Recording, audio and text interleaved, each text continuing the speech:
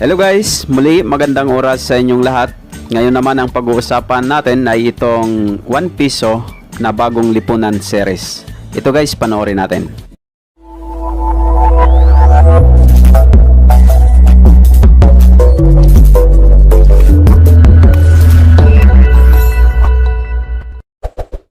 Ang 1 piso ang bagong lipunan series guys ay mayroong years na 1975 hanggang 1982. Ang ibig sabihin po ay mayroong 8 years ang series na ito. At itong hawak po natin ngayon ay dadalawa pa lamang na 1975 at 1978. At sa kasalukuyan naman guys ay naghahanap pa tayo ng 6 dito sa series na ito. Ang coin series na ito guys ay official na na-demonetize noong January 2, 1998. Ang ibig sabihin po ay hindi na ito pwedeng ipambili o hindi na pwedeng gamitin sa mga transactions mula sa pizza na sinabi. Ngunit guys, kahit demonetize na ang baryang ito, ay lalong tumaas ang kanyang collector's value. Dahil ang isang barya guys, habang tumatanda ay lalong tumataas ang kanyang collector's value. Sabi pa nga ng isang American writer na si Kate Klisa, "Just like old librarians, old coins are often more valuable than they appear at face value." Yan ang sabi po ni Kate Klisa. Kung may tatanong nyo naman guys kung nasa magkano na ang presyo ng baryang ito sa ngayon, ay mayroon po tayong ipapakita na presyo na nagmula sa online at mayroon din tayong presyo na ipapakita mula sa numista.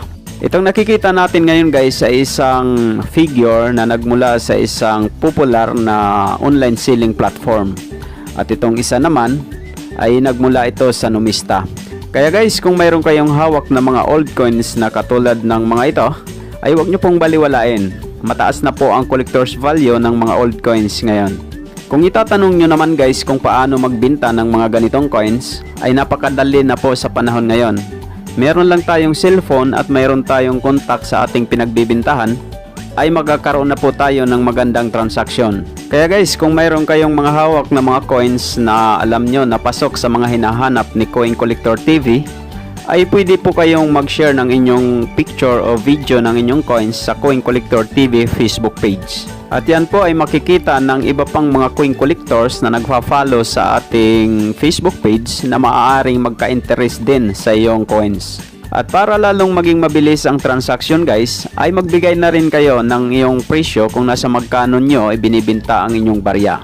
At bago po natin tapusin itong video ito, ay gusto ko lang magpasalamat sa mga nag-subscribe na sa aking channel at nag-like sa aking mga videos. Maraming salamat sa inyo. At kung bago lang kayo dito sa aking channel guys at hindi pa kayo nakasubscribe, ay mag-subscribe na rin kayo at i-click ang notification bell para updated kayo sa mga susunod nating uploads. At laging tatandaan, ang barya ay mahalaga at dito sa CCTV, ito ang bida.